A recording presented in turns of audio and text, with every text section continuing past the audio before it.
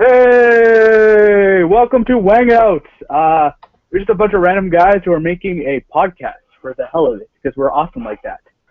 Yeah. So I'm Shepard. Shepard. I'm. Well, what am I again? What am I? I'm chef. You're Chef. cheap. Chef. You're cheap. I'm chef. What up, guys? I'm chef. I'm master chef. Alright, and me myself, I am Juvie. Yes, he is Juby. Juby. Alright, and we would like to start off this whole podcast with the inspirational quote of the week. We'd like to say, It'll be boring. we cannot teach people anything. We can only help them discover it within themselves, said by Galileo Galilei. That's what she said. Yeah, Julie But tends to say. Good lesson, guys. Yeah. Preaching help from within. Come from within. So I guess I'll just mention that Google Hangouts is awesome. We have to get that out there. So if you have a Google Android phone, use it. And Google, you owe $10 for plugging this. So send it to 123 Fake Street, Springfield, Ohio. So yeah. All right. So what do you guys want to talk about? All right, guys. We're talking about 123 Fake Street. Why don't we talk about how to do a good prank call? We're pretty good at that, from what I gathered. Okay. All right, how about we get Master Chef to talk about this prank call that we do? Okay, so the key to a good prank call is to get into character. See, my persona is Paul from Emergency Services. So what I do is I pretend to be a dispatcher. Now don't do this at home unless you really are okay with getting into some deep shit, because you could get into some deep shit for this. But what you have to do is you have to pick up the phone, call, put it on private number, and you have to call and say, "Hi, this is Paul from Emergency Services. We got a report that there's a monster loose in your area. Please get into cover as soon as possible." And then the other person will likely not believe it because he said monster. But if you say something like chemical leak or biohazard in the area, they may believe it and they may take cover. So that might be a good plan for you. Might I add, my friends, that this has worked with a 90% success rate on initial use only, though. Just so you know. Initial So if you've ever been called by Paul from Emergency Services, you can email me. I'll give you his address. Shut up, buddy. So he lives at 24 Sussex Drive, Ottawa, Ontario. Yep. He's also the Prime Minister of Canada. And if you don't know what Prime Minister means, it means big fat head. I am the Prime Minister of Canada. What are you doing here? Should you be in Chimera, or what's it called? Crimea. Crimea. Why are you Yes, in Crimea? comrade. I'm in Crimea right now, as I speak. Oh, my bad. I thought you were in Ukraine this whole time. Well, I no, think so, it's but just no. part of Russia now. It's just part of the motherland. That's what Daniel, motherfucker. So you were the key turning point into which Crimea became Russian. Yeah, it's Crimea, not Crimea, whatever you say. That's hectic, bro. That's hectic this week. Yeah. So, you know the guy who shot the first bullet? Yeah, he was the guy that got shot by it. The bullet entered his body first. That's deep, bro. That's deep. Wait, honestly, I don't even know what's going on in Crimea. Crimea. Crimea. What's going on in Crimea right now? Like seriously, what's going on? They left Ukraine, Russia. So, I don't know. From what I gather, Russia just sort of took. There was a vote held in the region to join with Russia, and the vote was the motion was passed, and Russia sort of. Right, there you go. I'm being serious. It's not playing music during the podcast. It was kind of interesting considering that Russia themselves actually said that Crimea always wanted to be part of Russia, so therefore they took over They did. Crimea. Yet the funny thing is, on top of this, is that the U.S. put sanctions on Russia so that it affects their economy, and now Russia is slowly getting more cheesed. So I honestly don't understand. Like, if Hungary wanted to, then why is the U.S. putting sanctions on them? Like, no, you didn't hear the news? Russia actually laughed at Obama when he put up those sanctions. He's like, "What? This is a joke. Are you serious?" And he just started laughing. What's his name? Putin.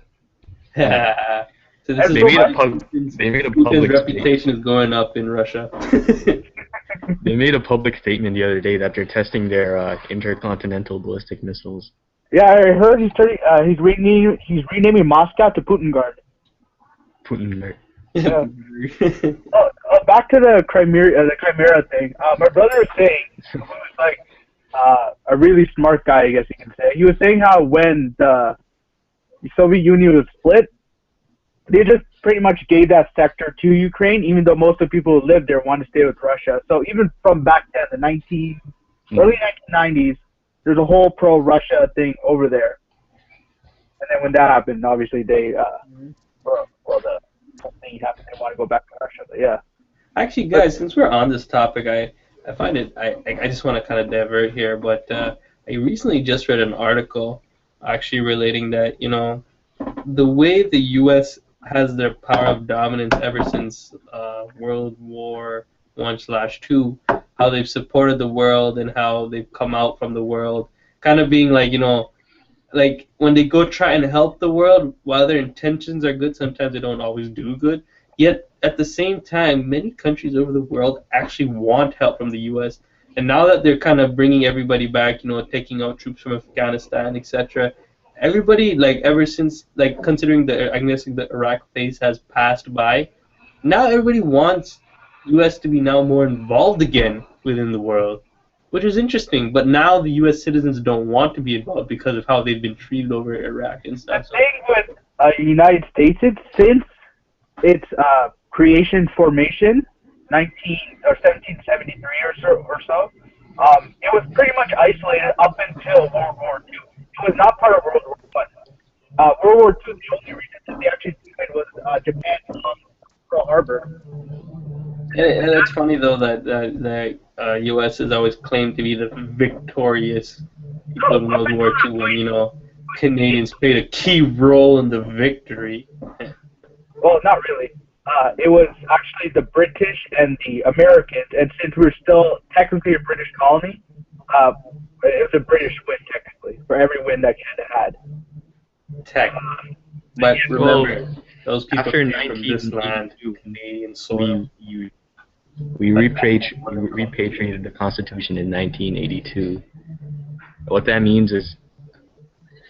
Oh, sorry, I just opened something and it just got really loud. What was it? We repatriated the Constitution in 1982, so what that means is that every law that's passed in Canada now no longer has to be approved by British Parliament. Yep, Trudeau. That's true, yeah. It took a while for that to happen, though. That was all my doing. What? Come down, Master Chief. Remember, I'm the Prime Minister. Yeah.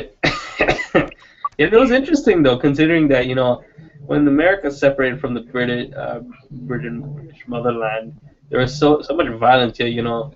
I guess this is where we get our Canadian peaceful nature from, because, like, you know, we're so chill up here. We're like, we don't want violence. We'll keep the Queen as a monarch. We'll just go over to Britain, pick up our Constitution, and come back. Chill in our AP. Trudeau be boss. Trudeau being boss. Trudeau for Prime Minister, and not his son, Pierre Trudeau. We had to find a way to reanimate his body. But it's kind of funny, though, because, like, you know, we may see, you know, Trudeau as a hero in the respect of him bringing back the Constitution and all, but, like, when I talk to, like, older folk, certain ones actually say, you know, Trudeau wasn't necessarily a great benefit to Canada, considering that, you know, during that time period, he actually created a lot of debt, and, you know, kind of continuing our debt. I'm not sure about the debt thing, but the way he did and formed the charter and stuff like that was actually illegal. And he was actually hated by a lot of people because it was technically unconstitutional what he did. What he did was he felt that the ends justified the means. Even though what he did was illegal, in the end, this thing will help Canada as a whole, and essentially did. Yeah, that's true. And like, you know, this goes to show everybody that, you know, necessarily things that are put into law aren't necessarily the right things. I think that's a good point to put out here. Yeah, like we should legalize weed. There's nothing wrong with weed. And the There are funny always thing ways. about marijuana is that, you know, Shit, you can drink and cause more shit than if you smoke weed, and that's the truth. Mm-hmm. and you know what's so funny, guys? Actually, today I just went to CGA case competition, and over there, the students had 2 hours to break down and analyze a case, and then present it in front of, let's say, a person who was wanting to start a business, and you had to crunch numbers and, you know, basically give them an analysis and, you know, predictions as to, you know, projections. And the funniest part is that literally it was based on medical marijuana.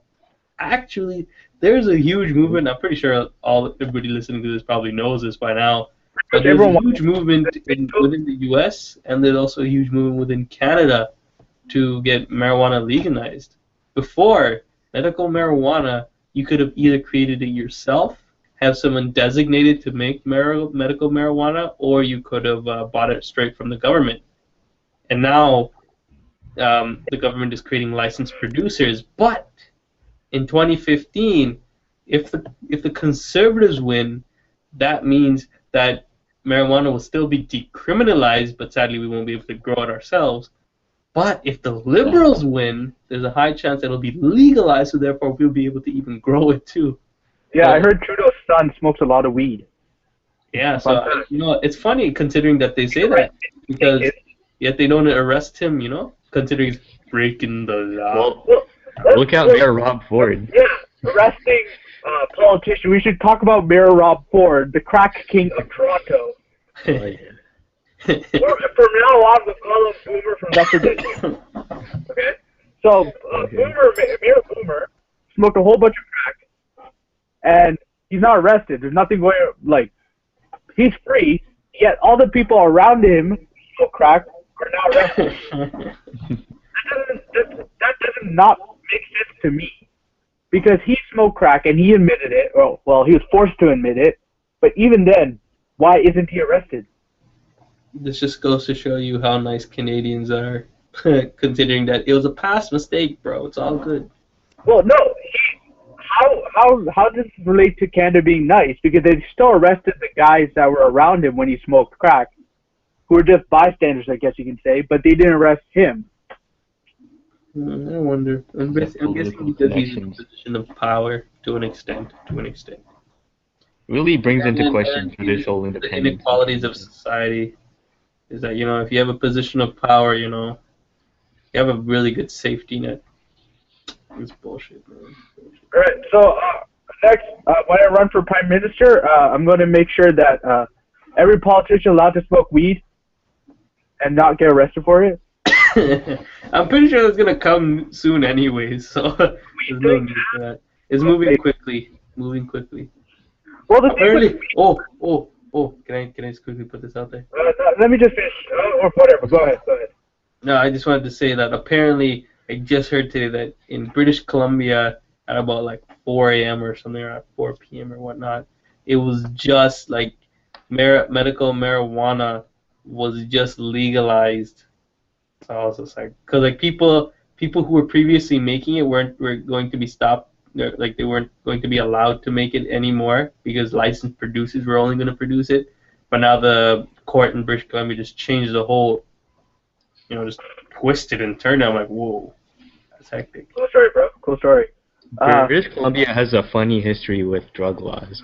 I remember a couple years ago there was a little station that opened up in downtown Vancouver that would give out needles. That wouldn't give out needles, but it would have injection drug users come in, and they would be able to inject themselves with, you know, meth, or not meth, but, you know, whatever injection drugs they have, like heroin, and they'd be under supervision while they do it. Yeah, I heard about that. I actually heard about that. Yeah, that's legit.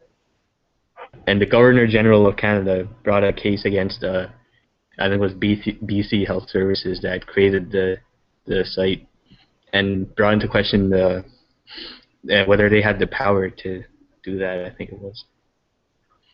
Well, I gotta say, And like, I think BC Health Services made the argument that they have under the Charter of Rights, they have the right to the people who use Insight should have the right to life, liberty, and security of person, and access to health. And I think they won the case too. They're still running, I think. oh wow. Wow. We're talking about, the thing with weed was, going back to that, like 5 minutes ago, I believe the reason weed is illegal is that tobacco companies do not want to compete with them. And if you understand tobacco companies, how they work back in the days, they would pay off governments to make laws that will assist them. Weed is that Funding campaigns. According to science, what do you call it? Apparently, people who use it before they're 18, in overdose, they get signs of schizophrenia and stuff. But after that, no matter how much you use, it actually does not kill you in any way, which I found to be very surprising. Yet is still considered illegal. I feel like it's just an excuse by the pharmaceutical industry so that they continue to make you smoke. Tobacco. Now they have these shisha places where you can go and make your health even worse. The thing with weed is there's still a large misconception about it from when back in the day the tobacco companies trying to slander them, and that still exists, and that's why they don't want to decriminal, or what's the word, make it legal. Yeah, I think that is totally unjust, especially when it comes to consumer freedom, and considering that it's a plant. Come on, a plant. Mm-hmm. And you're not, and they make it illegal to even grow it. I mean, I understand a chemical making meth or something, that thing can explode and kill you, for one thing. And meth in itself is actually very dangerous. But a plant, a natural product of Mother Nature, is illegal to grow.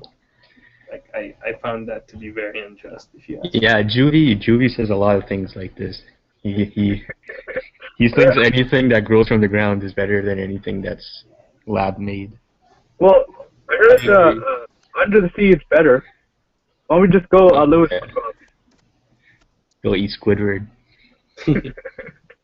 I'm not saying that the lab is not useful or whatnot. I mean, they have made good progress as far as antibiotics and other cold medication. But as far as I feel like cancer treatment and stuff, what's the point of doing it when it just most of the time decreases your health? It's very rare when it actually is successful.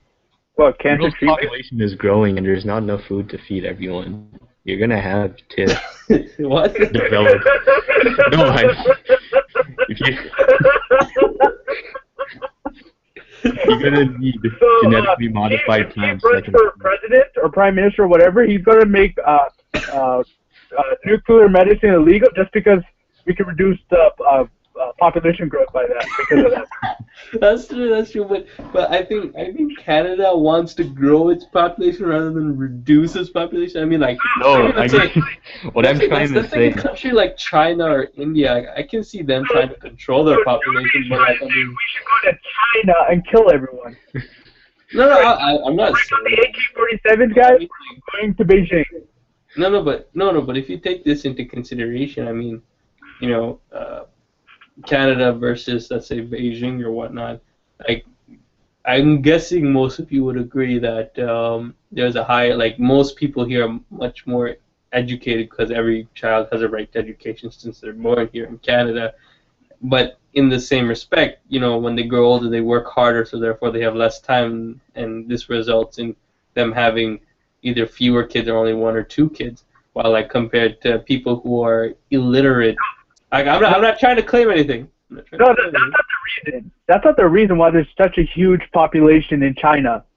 The reason. I'm not saying only China, okay? I'm not saying only China. I'm just talking about many other slums, etc., where their population is just exponentially growing, not taking into consideration that whether they'll be able to even support the child.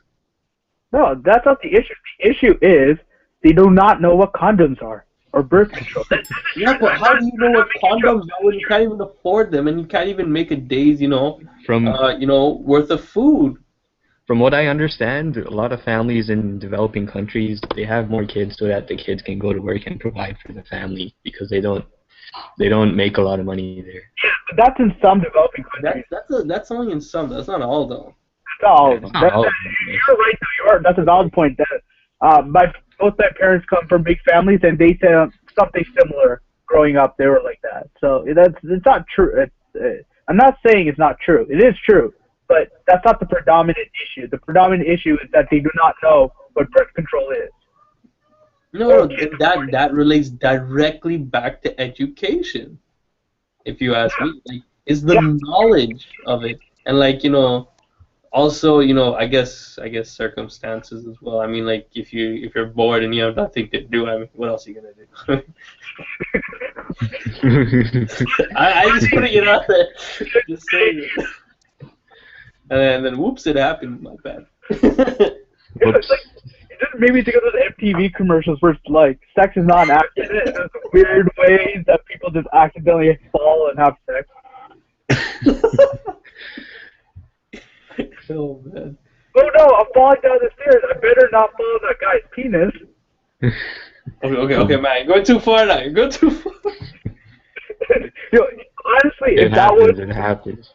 Yeah, if that actually happened in real life, there'll be a million guys at the bottom of every stairs. At the bottom of every stair, just standing there naked or lying there naked, waiting for the girl to fall.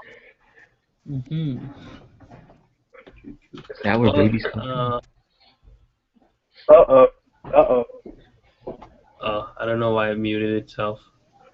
What happened? I also wanted to touch on another topic actually today. I'm not sure. Are we done with this topic, guys? Or yeah. So another issue, like I personally feel this, like I'm an advocate for electric cars. Oh God. Oh God. Change the topic. Let's just get it out there already. Guys, every time we have this podcast and I'm present, I'm gonna bring this topic up. Oh God.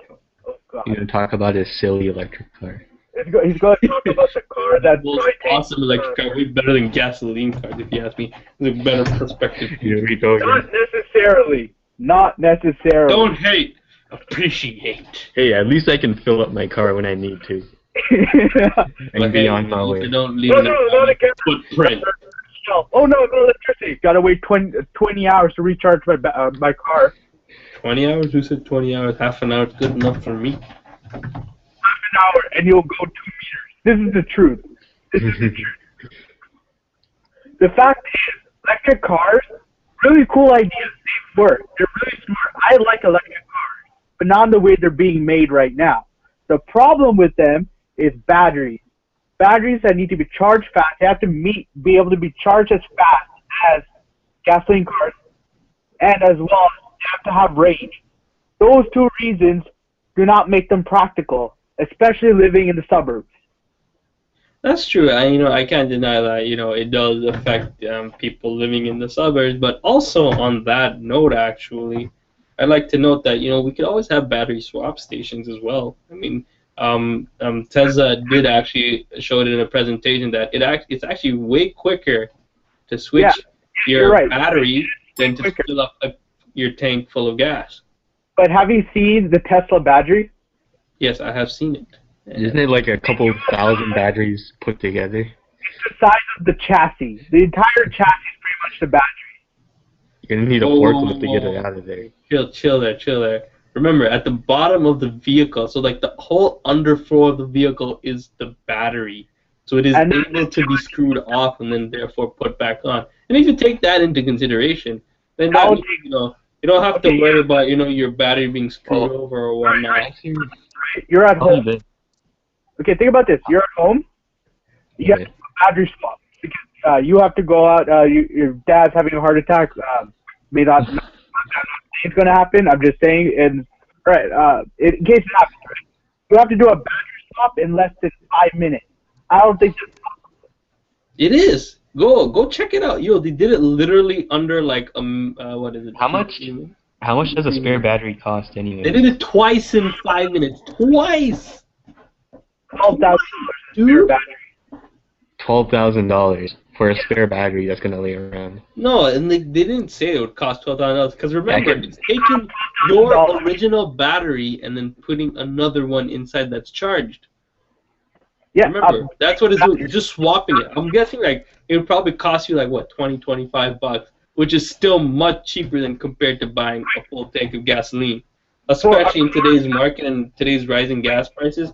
Like it is not feasible anymore to continue using gasoline. Why are we still using fossil fuels, which is over like 100 years have passed, and like we have had electric cars before? Why are we not switching over? We had electric cars from the 1900s, early 1900s. Exactly. So And they didn't survive. Why are They didn't we win the not race. taking advantage of this? I want to go back to this. You say for $24 or $25 a car battery for a Tesla. Remember, you are switching the battery. You're not buying a new battery. You're switching the battery. There's a difference. Which is $12,000 on top of your $80,000 car, $96,000 car. $96,000. $96,000.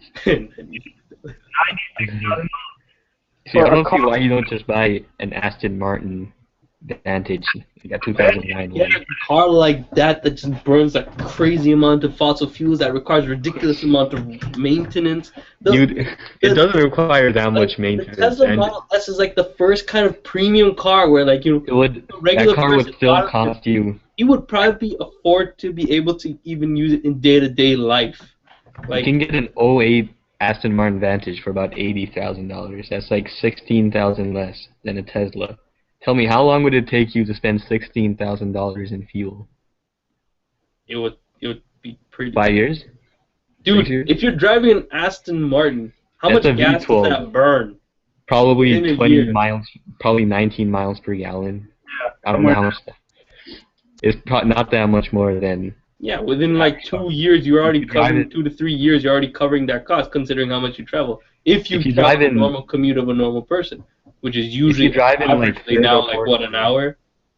If you're Back driving and like third or fourth gear, and the engine's only running at like what 2,000 RPM, that's not much. Yeah, that's not much. That's not much. Look, we're not saying the cars are bad. We're just saying as of now, they're impractical. Just because of that. Yeah, but the reason for it being impractical is because the auto industry has neglected it for so many years. Even in the 1990s, when GM, Toyota, Honda, they all attempted to make electric cars. And they were going to come out to the main market too. But then all of a sudden, like what, 96 or something, they suddenly asked for their electric cars back. This was out into the public in the US. People demanded to keep their cars. They even raised like over $1 million or more just to keep the damn car. Yet GM and them still denied it. They took it, and eventually they found out that they just threw it in the scrapyard. Why? Because these oil companies are controlling the auto industry so that we are dependent on it. Where did you read that from? Oh, I watched it in a documentary that CBC produced. Well, the thing is, right, the reason that they were neglected is because starting from the 1800s, they found that petroleum was more, practical, I guess you can say. And they built it up. I don't disagree that petroleum was practical, but I also believe that electric cars weren't given a proper opportunity in a proper market. That's what I also think. Because the thing is, look, auto dealerships, etc., also support gasoline cars because you know what? You're gonna come back every 6 to 4 months to get that maintenance done. Then you have to check the other components of the vehicle. There's so much complexity in a gasoline engine. And there's too much maintenance that goes on, and there's too much expenses going in.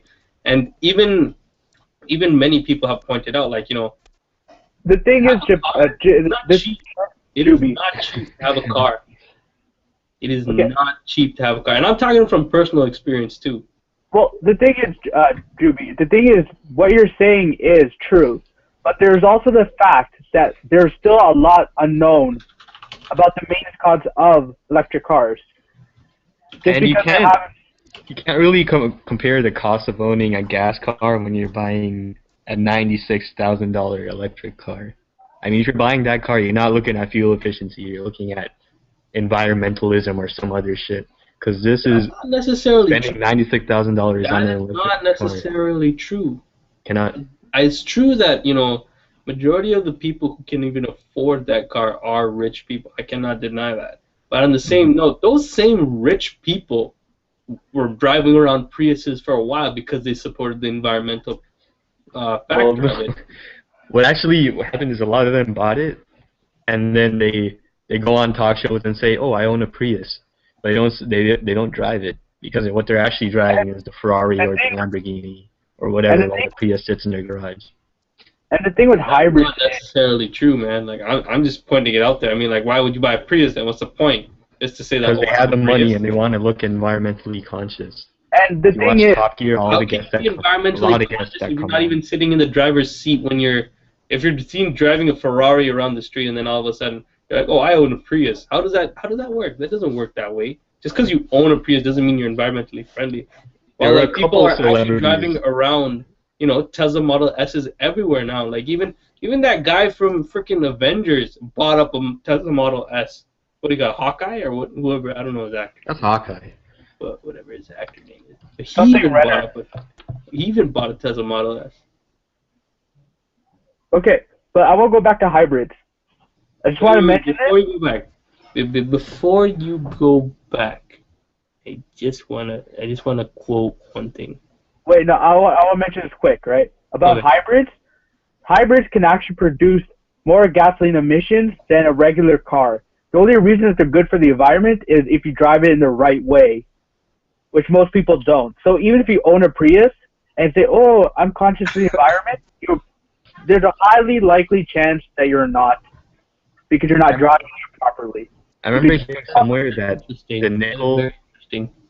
the nickel that's used to make the battery for a Prius comes from Sudbury in Canada, and it gets shipped all the way to Japan, and then it gets turned into a battery, and then it gets shipped to the UK to be assembled into a car. And by the time you ship it all over that area, you're already losing. To be fair, cars are already manufactured in that way. They're shipped from Mexico to Canada to Japan to England, so that's not a fair argument just because of that. Yeah. But the thing is, hybrids are made for city driving because when you brake, their regenerative storing capabilities actually benefit the environment, I guess you could say, more than petroleum cars. So if you're going to drive it properly, do not take on the highway, drive on the street. And that's the best way of being environmentally conscious, I guess. Guys, we're at time. So last things you guys want to say, and then we'll end the podcast. Yeah. I don't know. Okay, so now it's the first podcast. I guess we're gonna call it Wangout. Wait! Before you finish it, I need to quote.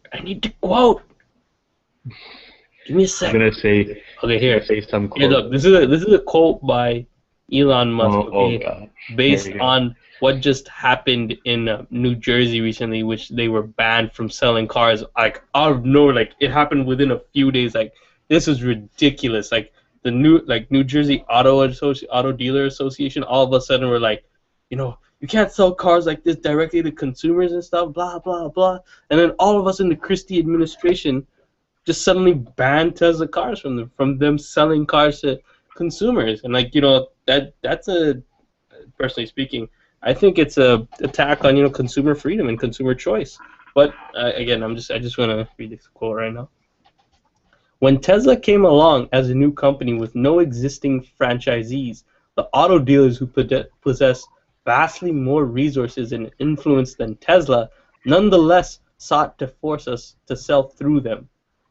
The reason that we did not choose to do this is that the auto dealers have a fundamental conflict of interest between promoting gasoline cars, which constitute virtually all of their revenue, and electric cars, which constitute virtually none. And another thing he also stated was he was like, okay, if you believe this, Government Christie has has a bridge closure he wants to sell you. Unless they are referring to the mafia version of protection, this is obviously untrue, as anyone who has been through conventional auto dealer purchase process knows consumer protection is pretty much the furthest thing from the typical car dealer's mind. That is not a. That is way too long to be a quote. And another. I'm just quoting his words because this is exactly what he said in response to Christie all of a sudden banning Tesla cars from selling there. But at least this was like a catalyst in actually moving legislation through Arizona recently, and slowly moving through New York too. So it's pretty good. If they live in New Jersey and they want a Tesla, why don't they just go to I don't know, a neighboring state? It's not that far. No, New Jersey isn't a big point here. big place. That's not the point though. The point is that they were able to purchase cars right in New Jersey. Why all of a sudden am I not allowed to buy cars in New Jersey? Now why do I have to literally cross a bridge over to New York to buy a Tesla? Why? Why can't I not just buy it in New Jersey? What was the reason they gave her? Guys, we're way over time. The reason is a quote-unquote consumer protection. Quote-unquote. Alright, guys, we're seriously over time. Is there some legislation that they're I'm going to continue this argument next week. So, yeah, if we have it next week. So, I guess this is the end of the podcast, guys. I guess we're going to call it Wangouts, right, guys? Yeah. Wangouts. The hectic with our Wangouts. Alright? Okay, Mr. Wang. Right, so before we quit, I just want to give a shout out to Open Broadcast Software. Amazing guys. Open source broadcasting allows us to do the stream. Google Hangouts, you guys are amazing. Remember, $10. And if you want to check out other cool videos, just check out Rooster Teeth, amazing company, YouTube channel. So yeah, amazing guys. Avoid Tesla. Always go for